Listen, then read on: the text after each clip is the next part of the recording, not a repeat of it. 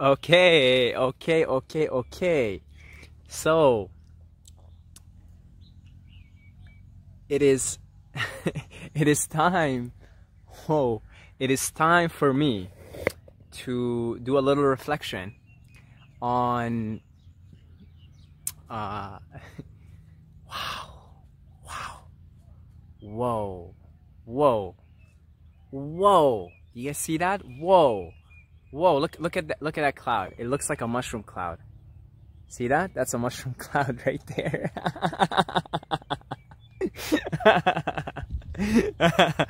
Oh wow. Wow. Wow.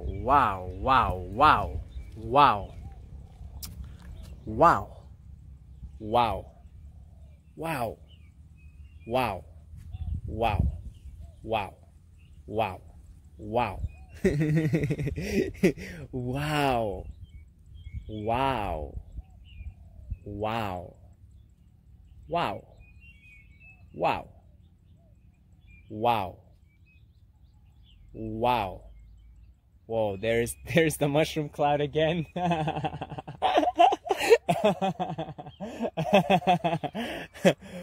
Wow.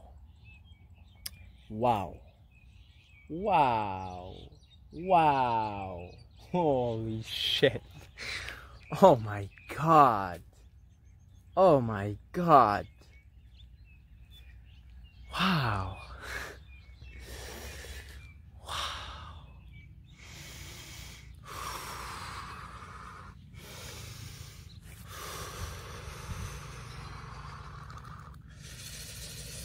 Oh.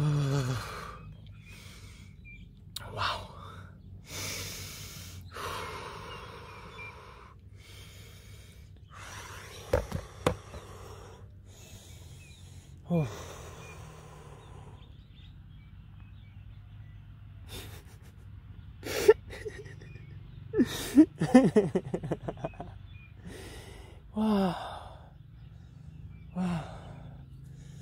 It's so beautiful.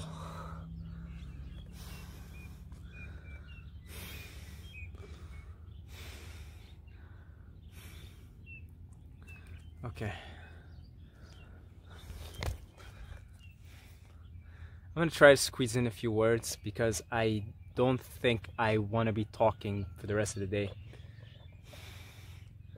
So I'm gonna just squeeze in a few words. Okay, words are meaningless. No, they're not meaningless. They're just symbols.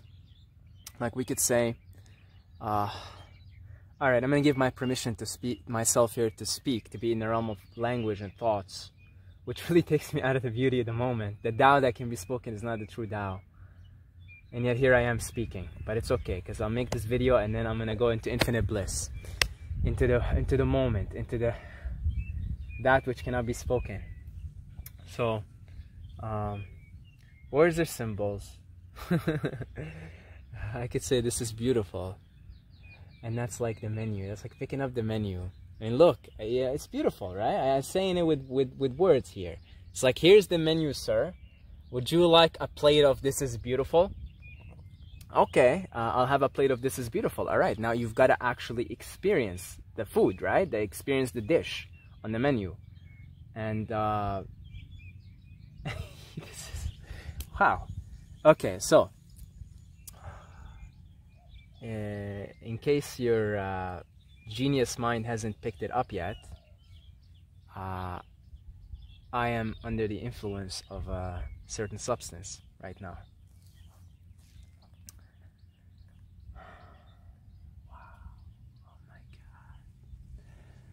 Oh my god. So we were saying about words. Oh man.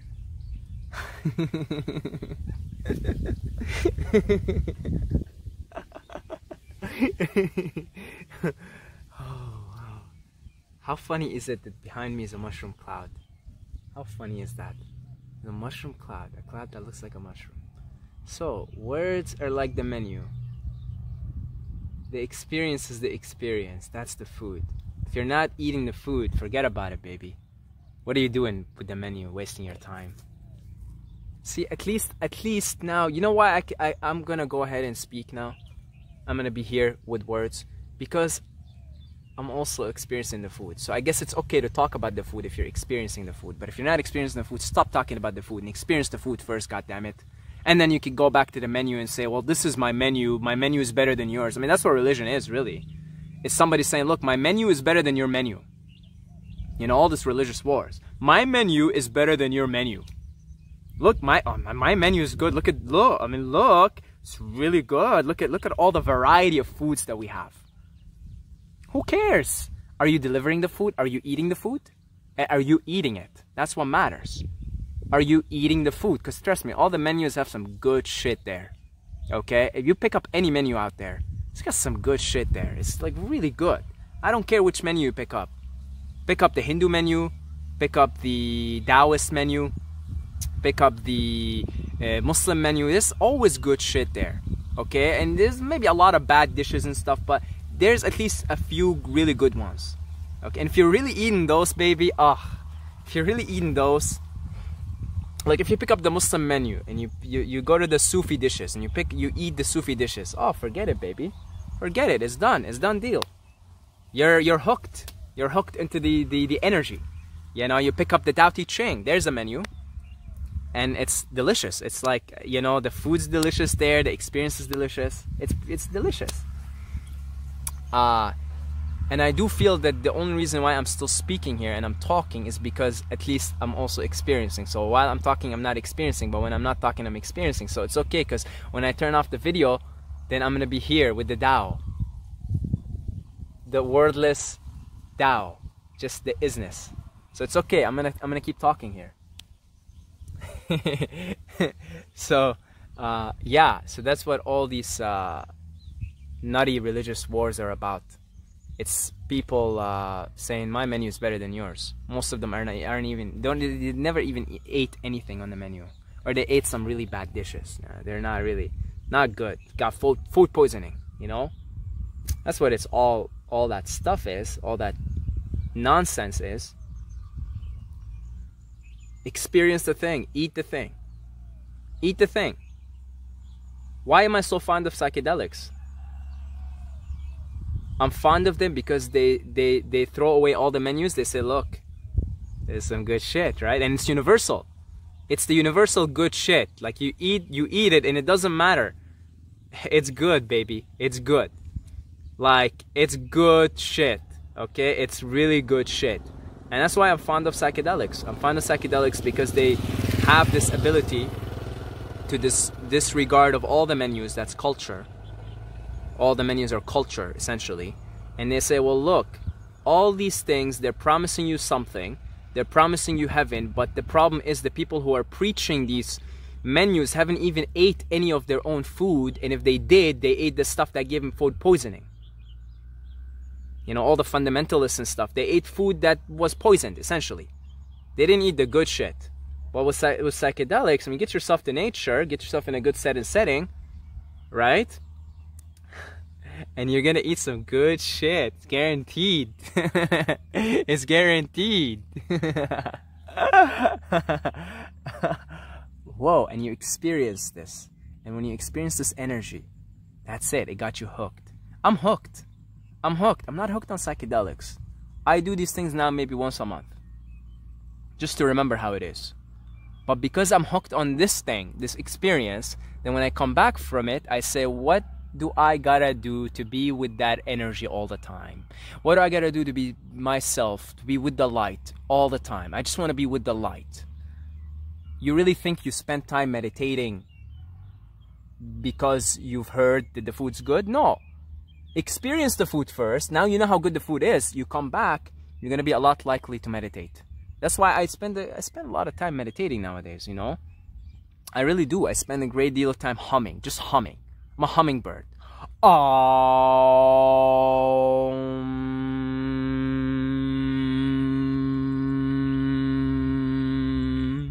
I must have hummed and hummed and hummed this morning. I was humming. I was like a hummingbird. Like, you know how a bird just sings? That's what I've become lately, a hummingbird. But why do you think I do that stuff? Because that stuff plugs me into this. Plugs me into the Tao. But had I not experienced the food, my way was through psychedelics. Everyone's way is different. Had I not experienced this was I think when I rolled the camera here, it was supposed to be a reflection on psychedelics and the role they played in my life. That's right, and I'm glad the conversation is spontaneously taking its taking course there. These things have changed my life. I am so fond. God, I love mushrooms. I love Lucy. Woo! Woo! I mean, they're like my teachers. Lucy and mushrooms. Shushu and Lucy. They're my teachers. They're my teachers. They're my teachers. I am so fond of both of these entities. They happen to be in the way in which I got to know about the way. Okay, and you know, like I microdosed for 2 years, and at the end of those 2 years, my teachers told me, all right, you could walk now, and here's how you walk. Here is the meditations, do this thing, do that, and you know what? I do these things, I do these practices, and they really plug you into the Tao. They really plug you into this place, into this. Oh, it's beautiful. It's all right. Beauty. Cosmic love equals, or consciousness equals love, equals beauty, equals light, equals awareness, equals purity. It's all the same trip. It's all the same trip. That's what Ram Dass says in his book. It's all the same trip. Beauty. Like, beholding the beauty here. That's it. That's it. That's it. And psychedelics showed me that, and see, like today, oh man, like that's why I still come and hang out with my teachers, you know, whenever they call me. Like today, you know, Lucy called me, said, look, come here, I got something to tell you. Whatever that something to tell me is already being told right now, every moment. And I'm so fond of my teachers. They're my teachers. That, you know, they're my teachers. It's probably why I walked out after 5 days of doing a Vipassana retreat meditation, because I said, well, one session with a teacher of mine, you know, that's like, you know, I was like doing 10 retreats.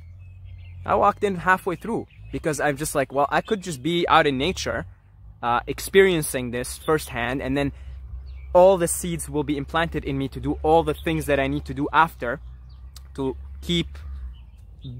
get closer to the light, let's say. Closer to the light, closer to the light, closer to the light. We're all on this journey to get closer to our true nature and be in that nature and reside in that nature all the time, eternally, because you're eternal, because you're timeless and eternal. So the goal, which is really no goal at all, because it's no goal because you're already wired for it. You can't help it. So then the end game, the way that where all this ends, all this game ends, it ends in you being realized. It ends in you becoming your true self again, becoming whole, becoming one.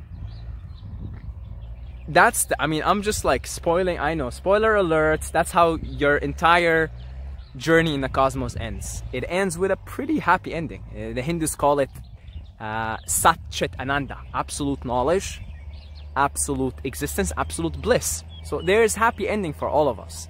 That's the good news. The bad news is I just ruined the movie for you. So we can't help it. So there's no goal. The process is, that's why you get out of the way. That's Wu Wei. Just get out of the way, because the way is finding its way always. You can't, it's like only your mind gets in the way of it.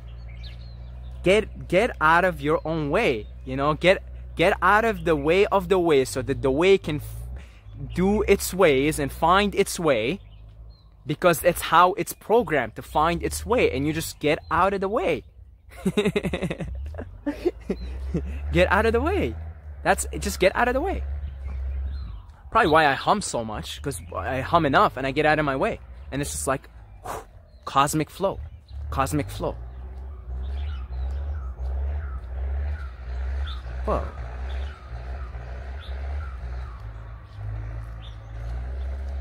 Wow.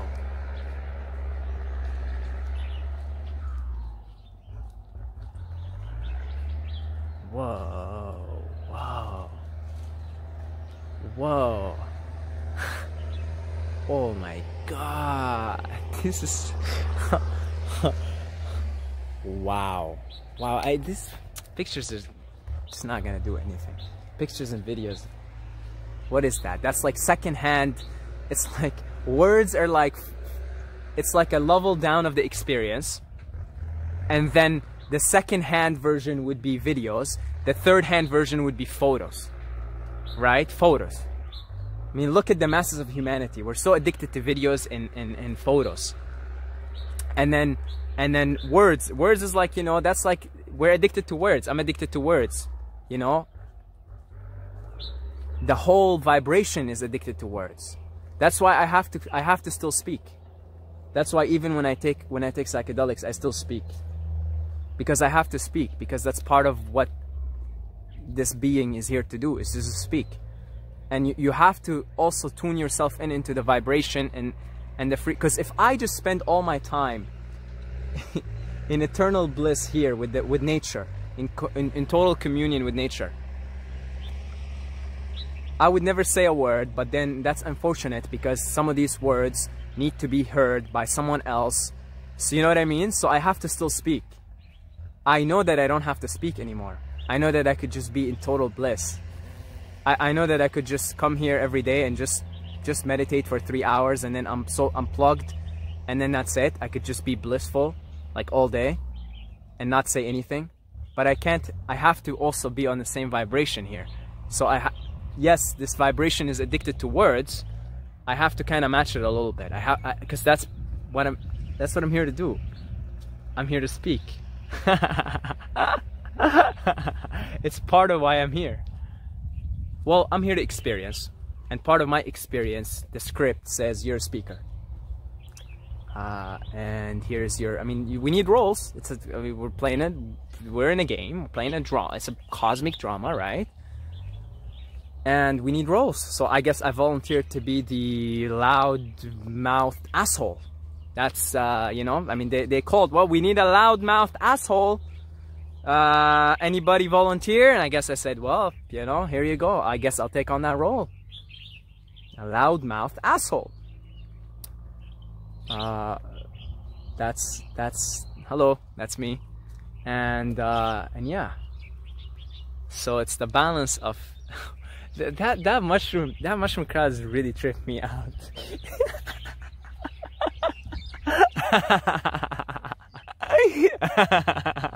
Holy, look at that. Oh my God. The eye. How, I see there's no accidents. It's like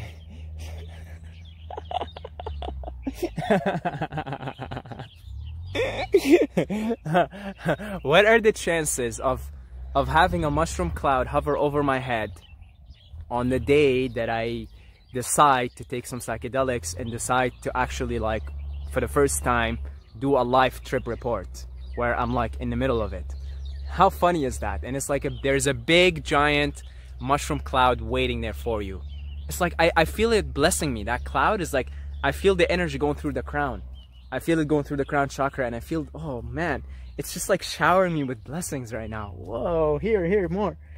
Oh man, it's just, that cloud is showering me with bliss, and oh, it's so good. Oh. Oh man. Wow. Wow. You know, oh man. You know, if we suddenly opened our energy portals, the mind-body complex, the energy system here, if I suddenly opened up right now, it would kill me. There's too much energy in the universe. It would actually kill me. That's why there is a process, and we have to be patient with it. Because when you set an intention to do something, let's say you're gonna be a breatharian, right? No food, which by the way, right now, it's like, I don't think I drank, like I didn't drink, not even water. I don't even feel I need it, and it's like really hot. I think I didn't drink water for many hours. I don't even feel like I need to. I don't feel like I need to. But I get it. I get the breatharian state now. You see that a lot of people don't get it, don't understand it, because they're just stuck up on the menus. But if you actually experience this, like right now, I'm fully experiencing the breatharian state. This is fulfillment. I don't need anything. I'm pure light. I don't need a little food, little water. What really? I'm being powered, but I am the light. I am powering everything. So I get it now. I'm experiencing it firsthand. And so a lot of people, they get thrown off by breatharianism, and it's like, whoa, no food, I'm gonna die, you know, look at all the kids dying and starving. You have to experience this firsthand to understand what this is about, to understand this is the real deal. You are the real deal. You're pure light. You are the real deal. And you know what? We have to be patient with everything. Let's say I set the intention of becoming a breatharian, but I know it's gonna take years. Why did I say years? Maybe not years, who knows? No time, there's no time. But what I'm saying is I'm so patient with the process. Why is that? Because I recognize if I open the portals too soon, is there enough energy coming in? Is the system ready for it? What if too much energy comes in? I mean, if too much energy comes in, it'll kill you. There's so much energy in the universe. You don't like, it's incomprehensible. So that's why we be patient with ourselves. And we set an intention, we work slowly with it, no rush. No rush. Anything. Just no rush it, because your mind-body complex, the programming have to catch up. They have to catch up to the thing, to the new desire, to the new intention, to the new manifestation. They have to catch up. There's a catch-up period. And if you ask your system, okay, you start to meditate more, and you say, well, we're gonna get more plugged into more energy. We're gonna get more energy from the universe, because we realize it's infinite and it's everywhere. Okay. Well, if you got a sudden bolt of it, right, it will kill you, because it's infinite. Your system is not ready to handle that yet. So you begin to open up the energy centers via meditation, and you pick your favorite meditation. Don't let anybody sell you on their favorite. Like I did the Vipassana, I hated it. Not gonna do it again. You know, I didn't like it. It's just not my meditation. Not the way this thing here is going to be realized. It's going to be more of itself. Different meditation, different strokes for different folks. Find the one that works best for you and stick to it. Do it. I hum. I can hum. I love humming. For me, it's like, I feel it purifying me, and I feel it like getting more light, more energy through the system. And then you work with your way every day, you know, every day you feel the energy system, the program can take in more energy from the universe until you can handle. And then when you can handle infinite energy, essentially you become infinity, you become totally self-realized. But you know, all the breatharians living out there right now, they're not necessarily self-realized, but they're learned how to allow more energy to be channeled through their system. And it's like, let me describe it to you right now from somebody inside, somebody who's experiencing it due to being under the influence of certain substances that bring out your full potential. If I could be like that all the time, all this energy flowing through the system, I'm plugging it from the cloud, from the mushroom cloud, from the sun. I can feel it also going through the system. Yeah, I will never need to, theoretically, I will never need to pick up a single food or even drink a single thing again. You know, I feel it now. It makes perfect sense. It makes, right now, in this, perfect sense. Perfect. It's like, whoa, you don't have to explain anything. Right? You don't have, it's not that you're not trying to like chase off food. That's not what it is. It's like you don't want food.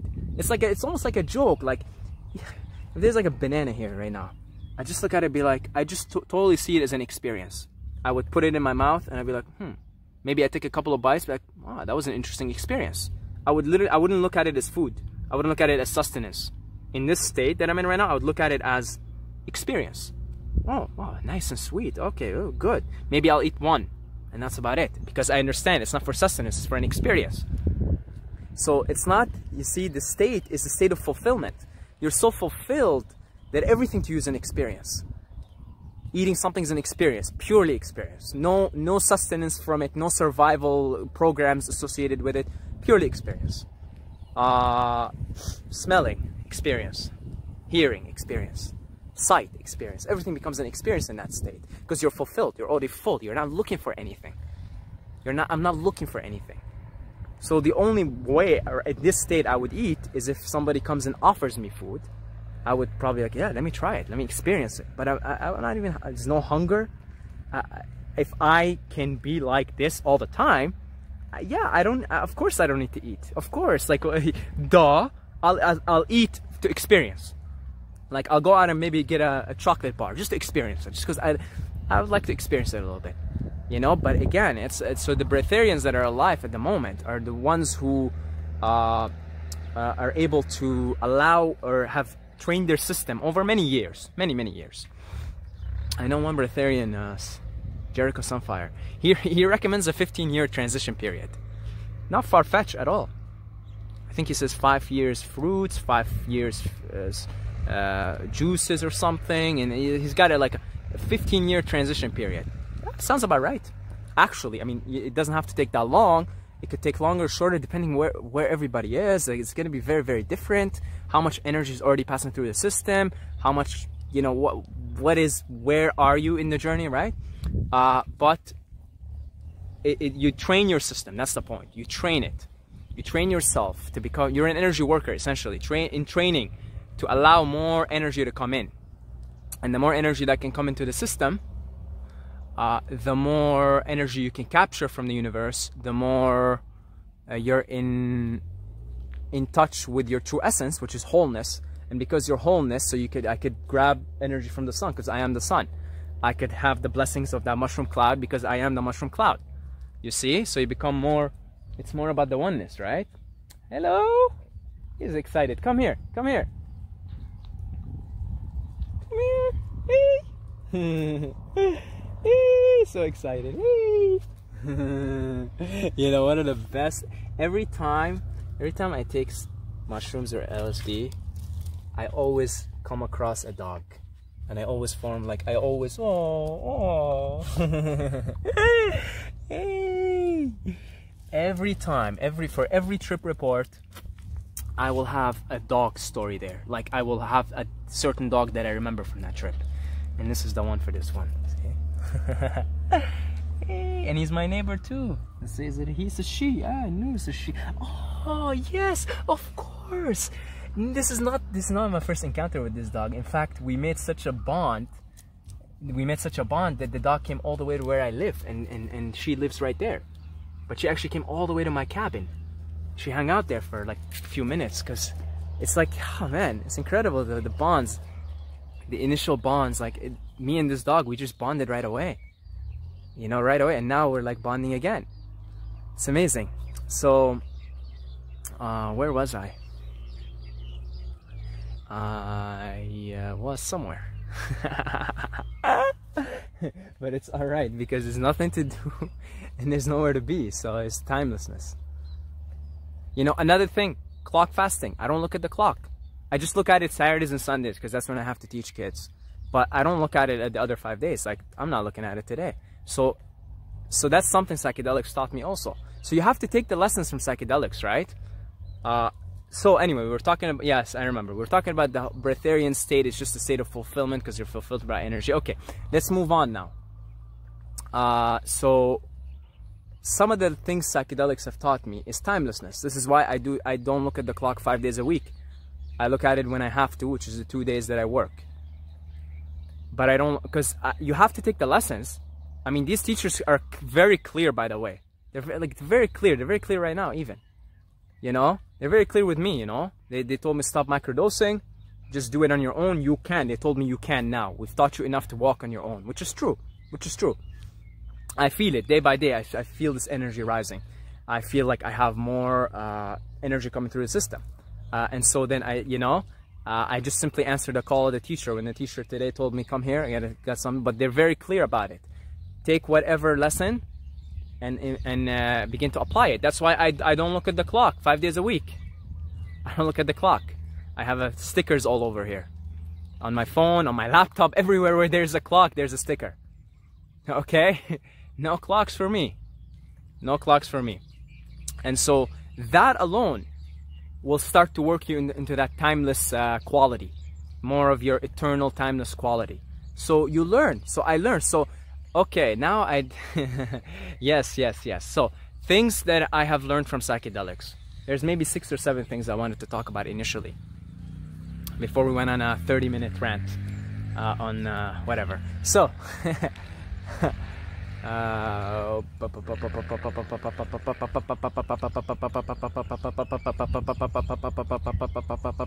okay, number 1. There's the dog. Hey, come here. I have to give her a name. Hey, See, on this plane, we have to name things, right? It's the way it is. We don't have to. We know each other without names, right? Right? Hey, we just know each other by presence. But it's like an affectionate thing, you know, to give her a name. So we'll give you a name. Lucy. You're Lucy. She's Lucy. Hey, Lucy. Say hello to the camera. Lucy. Lucy's a beautiful girl. Lucy is a very beautiful girl. Very beautiful. Yes, so hey Lucy. So number one, interesting. Number one.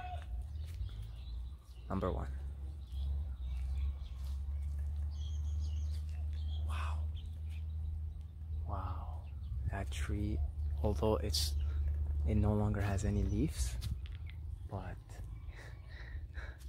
it's so unbelievably wise. Oh wow, so wise, so wise.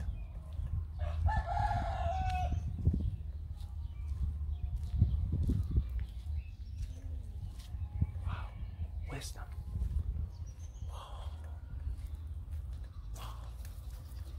Wisdom. Right here. Wisdom. You're looking. I'm in the presence of pure wisdom.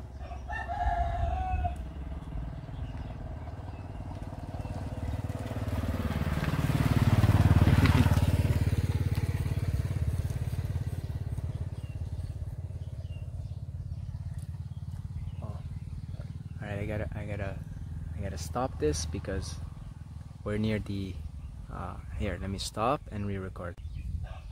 Okay, so we got another 33 minutes here.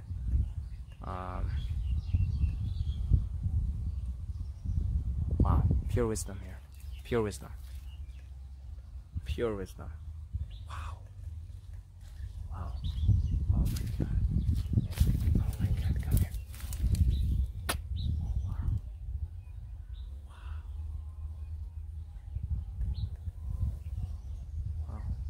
Wow. Oh my god.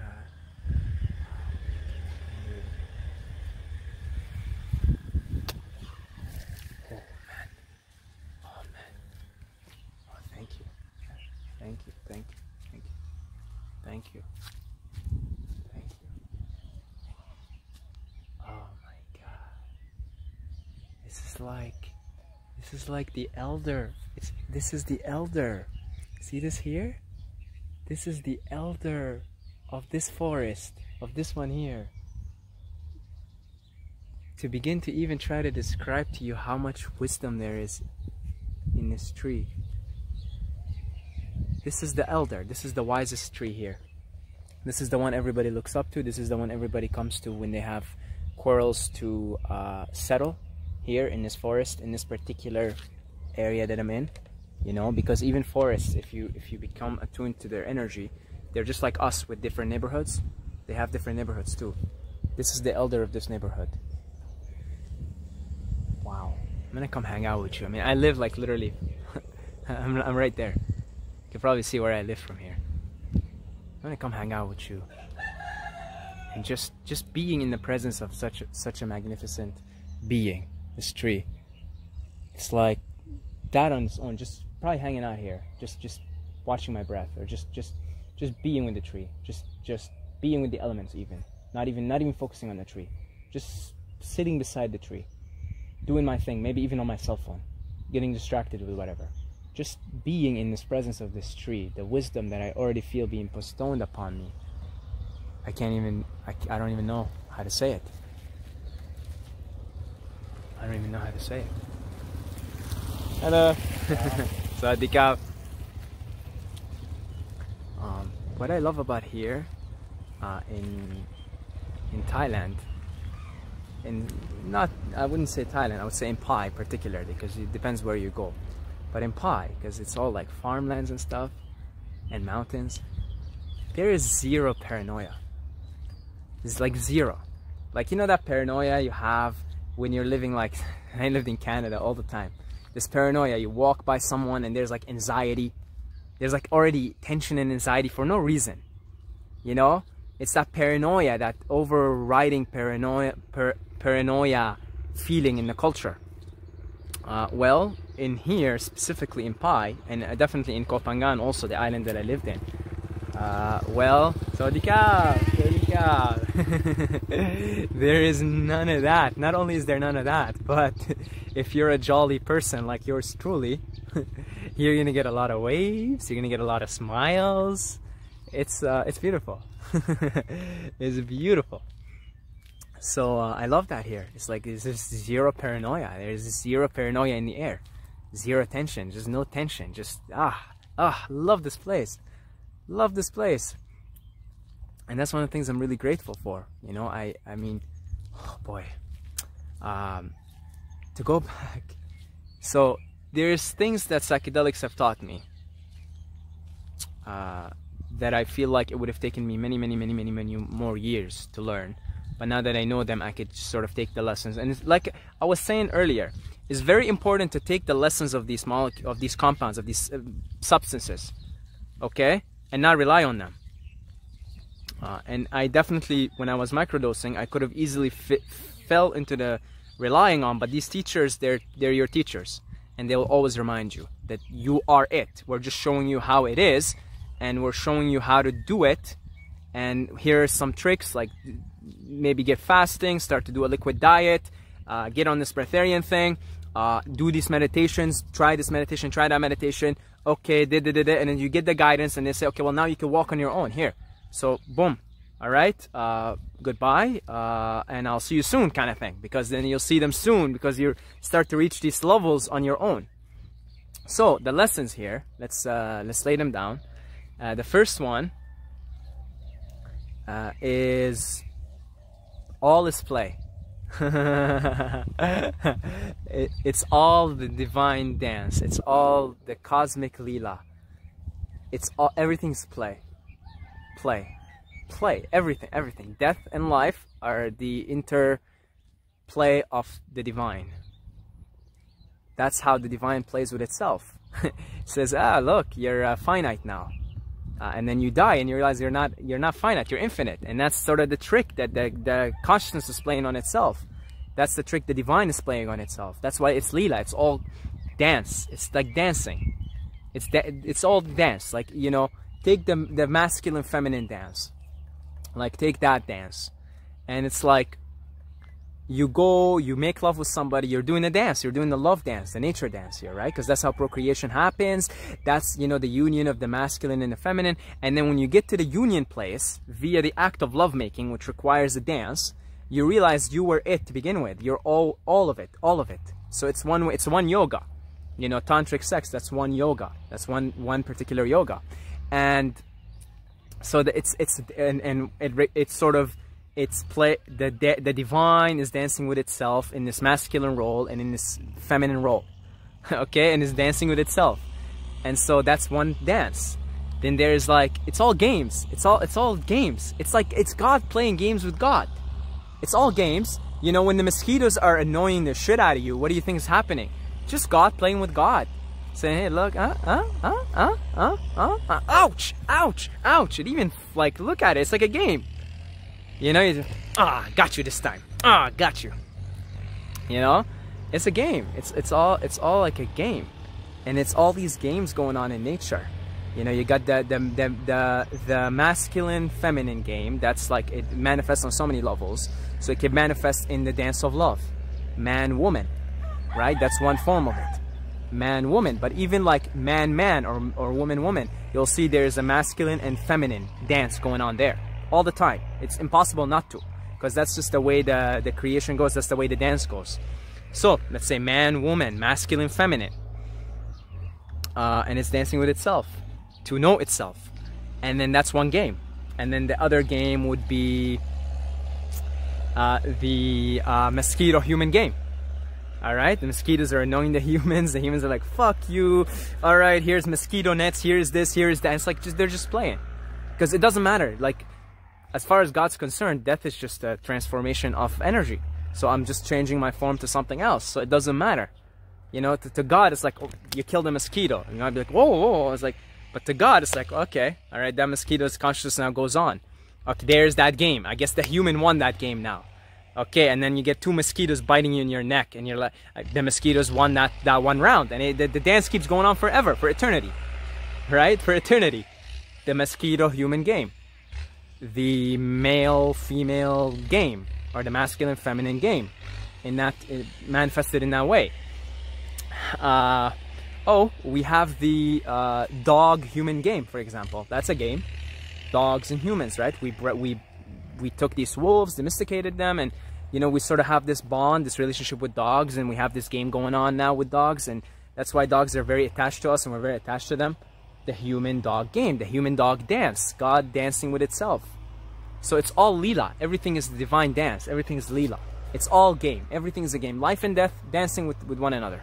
Dancing with one another, always. That's why there's always death and always life. Right now, in this moment, and in every moment, there are like so many things dying, not just humans, and so many things being birthed. The dance of life and death. It's how the divine plays with itself. So everything is a dance. Everything is a divine play.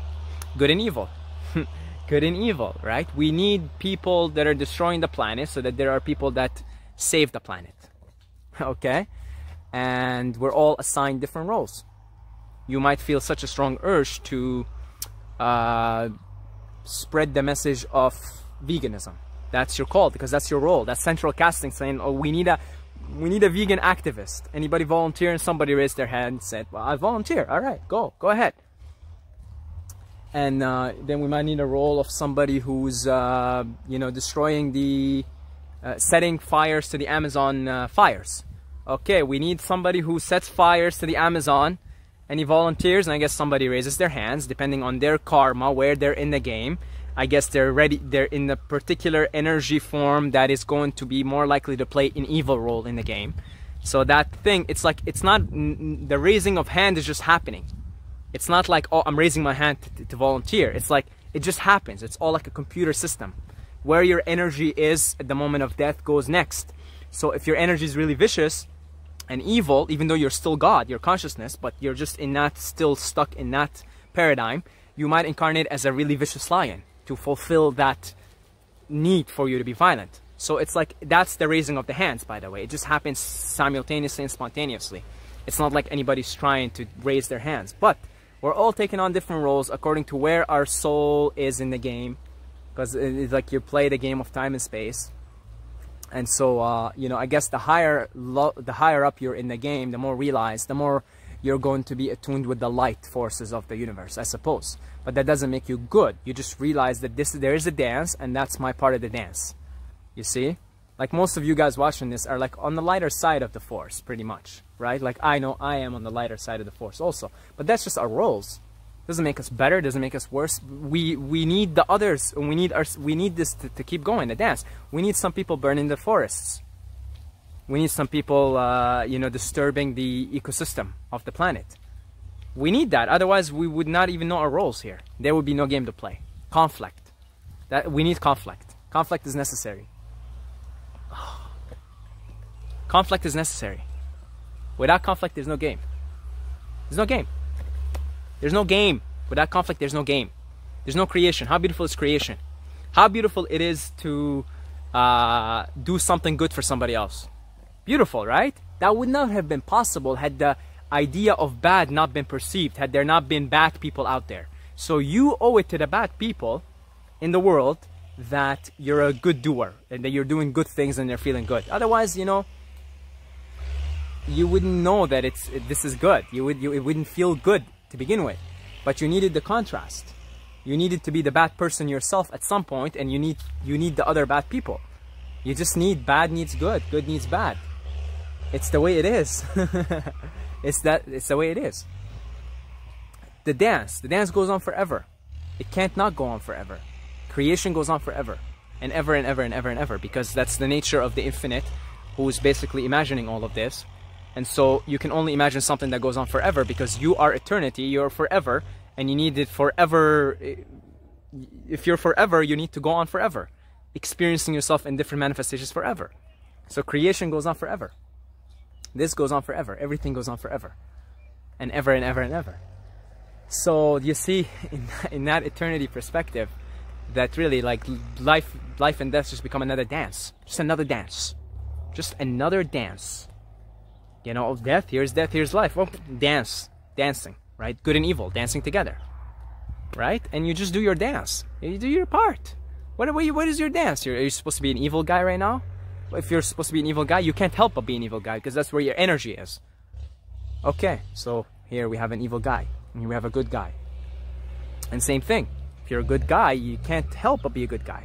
So just go on doing your dance in the Leela. Marvel in its beauty, marvel in its ruthlessness. It is ruthless. The game is ruthless. But once you see through it, then you even take joy in the ruthlessness of it, because you recognize that I need this ruthlessness. I need that little bit of rugged feeling to the game. Otherwise, the game wouldn't be interesting enough. It just would not be interesting enough for God to partake in it. So yeah, that was one thing that psychedelics kept teaching me over and over, and really ingrained in my head. They really do, because if you, because I got a pretty humorous outlook on life. I find it difficult to take things seriously. Really, sometimes I have to force myself just for the other person. Just for the other person, just so I could be on their vibe. But then, on the other end of the scale of this cosmic humor, there is the love, which is the other thing that psychedelics taught me. Is like, yes, it's all a game, it's all a joke. Death is bullshit. It's like it's a trick, essentially. You're tricking yourself by thinking you're finite. You die. And if that falls away, then everything else is up for grabs. Everything else is up for humor. Everything else is up for ridicule in a sort of a funny way, not in a But you learn the other side of it also, the love, the compassion. I suppose wisdom is knowing that it's all a game, and then love and compassion is still being in the game, playing first person, and acting very lovingly and compassionately towards others. So in many ways, you have to take the role seriously. Okay? You have to take the role seriously. So you cry, you laugh, you live your role as is. You pretend like this is real, and you live it as if it's real. And if you live it as if you're real, as if everything is real, then the best way to do it is with love and compassion. Is to be loving and compassionate towards other beings, towards your close ones to you and everyone else, strangers and close ones and everyone alike. Is to be loving and compassionate, and still play the game as if it's real, but also not real at the same time. So it's like you're living in simultaneous roles, essentially. You're watching the game, which means you can't really take any of it seriously. And you see that it's all dancing and divine humor and divine cosmic humor and divine dance, and you're also playing the game, which means it's got that bit of seriousness to it. It's got that bit of ruggedness to it. It's got that bit of like, hey, this is real, death is real, life is real, it's all real. And then there's tears. You lose somebody you love, and then there's tears. You cry. I think very few of us are immune to crying when, say, our mothers pass, or our fathers, or our loved ones. No, it's like, I can't help that. I personally can't help that. And that's because, again, you're still experiencing this as if it's all real. And so you experience it with love, you experience it with compassion, you experience it with empathy. And, you really have to live in both places where it's all funny. You'd be laughing and crying at the same time, essentially. If you're comfortable crying and laughing at the same time, you're onto something. You're really onto something. If you're comfortable, if you find yourself crying and in the middle of crying you laugh, and if you find yourself laughing, in the middle of laughing you cry, you're onto something. You're onto something. Okay? So, those are two things I learned from psychedelics. I think there were 6 or 7 I wanted to cover. So that's 2. Everything is Leela, everything is divine play, everything is a dance. Join in the dance and do your dance, and do it with love and compassion and empathy. And then the third thing is gratitude. Gratitude. Gratitude for everything. Gratitude for everything, everything you think of. Everything you think of. Gratitude. Gratitude. Gratitude. Just pure gratitude. Pure gratitude. Just gratitude. Gratitude for everything. I mean everything. For all the mishaps and all the good haps. For everything. For the clouds, for the sun. For everything. Appreciation. Appreciation for creation. Appreciation that you're God but you're not God at the same time. That you're human and you're God all simultaneously, all at one. You're both laughing and crying all at one. Just appreciation for the complexity of such an experience. For God to be such a complex, infinite being, to be able to even replicate such a complex experience. It's beautiful. And so gratitude, just thank you. That's like one of the best mantras you could say, maybe the best, you know. Thank you, just thank you, thank you, thank you, thank you, just thank you, just thank you, thank you, thank you, thank you, thank you, thank you, thank you. You know, I almost want this video to finish because I think I would like to go get myself in somewhere isolated and do a little bit of gratitude, you know, like a true, I mean, I am a very lucky person to be even here, to be even doing this right now, to have the privilege to do this, the time, the effort, the time, the place, the substance, the foresight. Oh man, I'm so lucky. Okay, 3. I want to finish. I want to be able to run through the 6 lessons or 7. So, Leela, everything's play, everything is dance. God dancing with itself. Do it with dance. Do your dance. Do it with love, compassion. That's 2. 3 is appreciation and gratitude for everything. Everything, anything you could think of, just be grateful for it. For your being abused by your parents, by getting beat up or something. Be grateful for that. Just be grateful for everything. Because everything is a blessing. Whether you know it or not, everything is a blessing. Number 4, everything is perfect. Everything is perfect. Everything is perfect. Everything. Everything's perfect. Evil's perfect, good's perfect, pain's perfect, pleasure's perfect, male is perfect, female is perfect, killing is perfect, relieving the suffering of those who have been killed is perfect.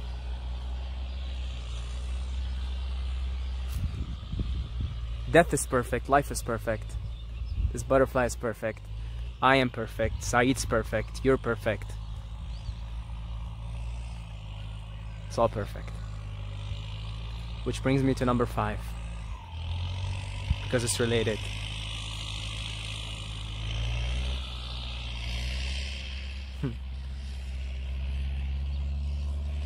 Maktub. It's all written. That's why it's also perfect. Maktub. Maktub. Use these as mantras. I use them as mantras.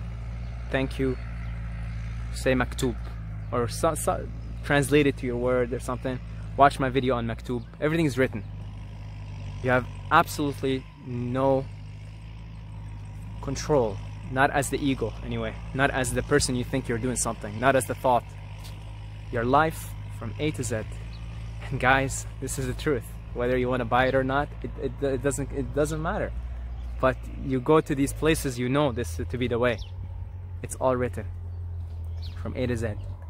Your birth, your death, the day and the time of your death, and the day and the time of your birth. Much in the same way you came in here at a certain time, in a certain day, in a certain location, your death is already determined, and therefore everything in between life and death.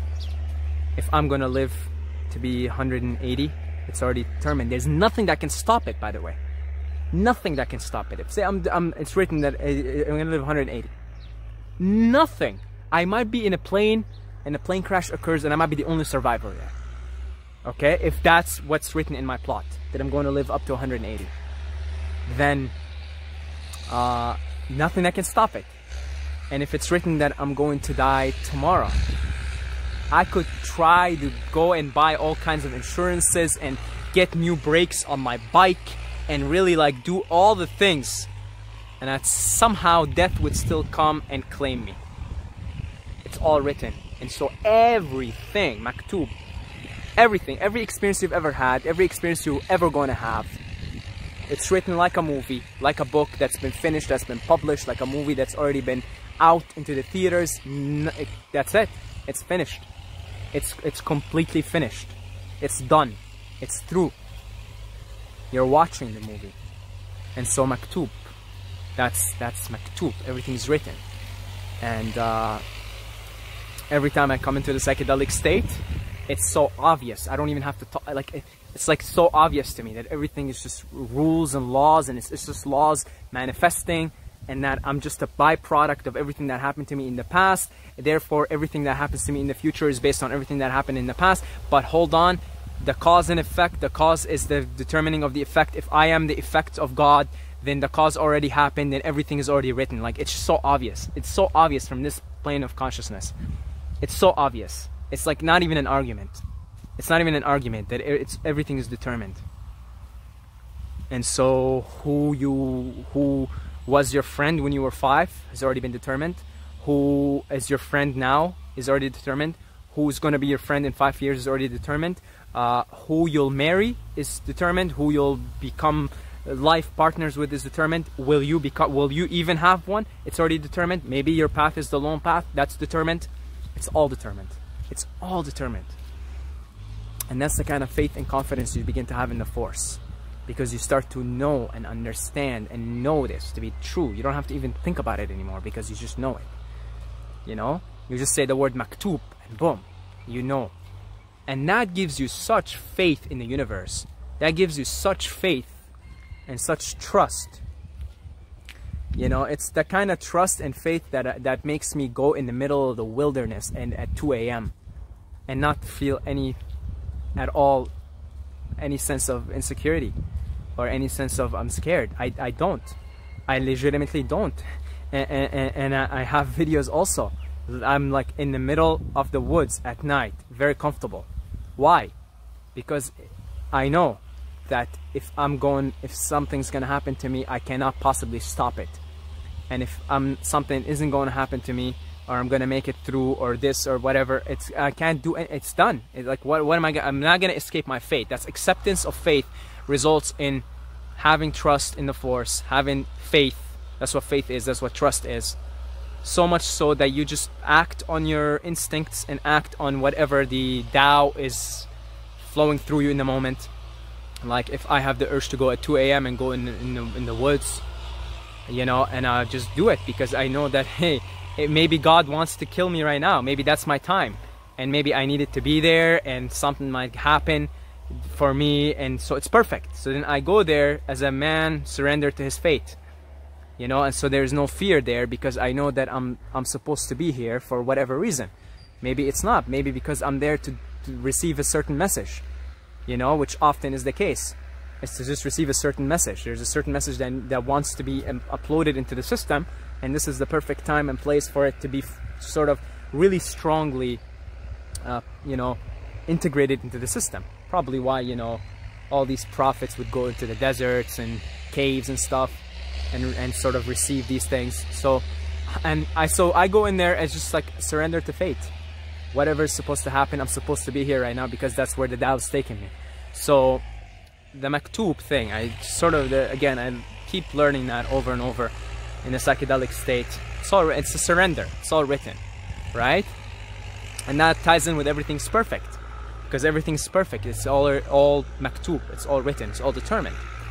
And leaves me with one more thing I wanted to cover here before this video has to end in 5 minutes, because that's the limit of the recording. I have to delete some stuff and manipulate the phone and do some stuff with the phone to actually be able to record more. So we'll just take it as a sign that this is where the video should end. The last thing I wanted to talk about, what was it? These are always, like what I just said now, all recurring themes in the psychedelic state. You know, that's why I'm saying these are the things I want to reflect on, you know, many years now of doing psychedelics. under the influence of psychedelics. So then it's nice to do the reflection, and these are the main lessons. And I'm definitely going to wake up tomorrow and take these lessons to heart and begin to integrate them into my daily life more and more. So I already do some integration, but more and more so, because it's sort of like, this is the meat and the butter of life, essentially. This is the meat and butter of being here. Those are the things. Those are the things. These are the meat and butter of existence. Gratitude, love, humor, cosmic humor, and seeing the perfection in everything, and surrendering to fate, just surrendering to everything, surrendering to God. And then there was one more thing.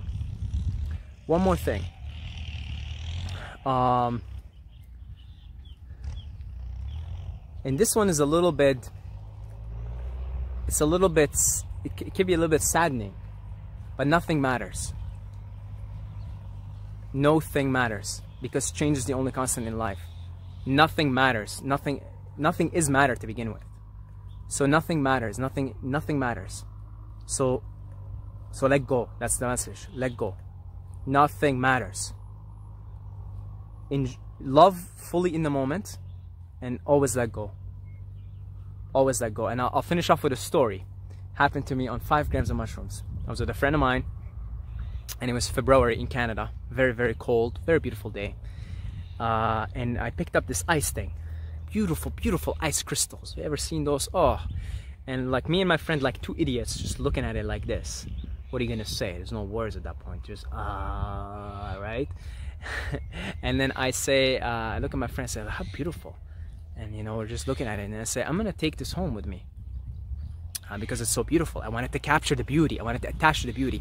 And right away, instantaneously, I look at my friend and say, oh, see how beautiful this crystal is? I can't even take it with me home, because it's gonna melt on the way. And in fact, it's gonna melt eventually, whether I leave it here, whether I take it with me, whatever happens to it. So look at how beautiful it is. We both looked at it again, and I put it down. I said, I have to put it down now. This was a beautiful moment. We have to go on to the next moment. And it was just like instantaneous wisdom to see that nothing matters. In every sense, that crystal doesn't matter. It's melting. It's already changing form. And that don't try to cling on to anything. Don't attach to anything. Let go. Always be loving in the moment. Letting go. Letting go. Always let go. Let go. Just let go. Fully love. Fully appreciate in the moment. Fully appreciate that crystal, that snowflake. Fully appreciate it. And when it's time to let it go, let it go. Just let it go. And love the next thing. Appreciate the next moment. Appreciate the next thing that comes your way. Because nothing matters. Because it's always, everything is changing. Change is the only constant in life. Change is life. That's the characteristic of creation. It's the divine dance. It's again back to Lila. The divine dance, the divine play, is that everything keeps changing. And it keeps fooling itself into thinking life and death. It's just fooling itself. And that's nothing matters. No thing matters. Because you're no thing. You're everything. So you don't matter. Because you're not even matter. You're just pure energy. So, yeah, we have a minute left. So I will... oh, there's Lucy again. See, I gotta bond with this dog. I gotta like it's from past previous lives. For sure. Oh, look at her. Ah, Lucy! Hey, Lucy! Lucy! Come here. Hey! Hey, Lucy! Oh, Lucy! Mwah! Mwah! Hey, Lucy! Oh, you're such a beautiful girl. Oh, you're so beautiful. And if you ever want to verify everything that we have just laid out in words, take another being and look in their eye, and you will know. You will know you're looking at yourself. Nothing but yourself. Hey, hey. In a different manifestation. Okay, I'm going to enjoy the rest of my day. Integrate all these lessons. And keep going on. God bless you guys. Lucy, give them your blessings, and I will see you guys later.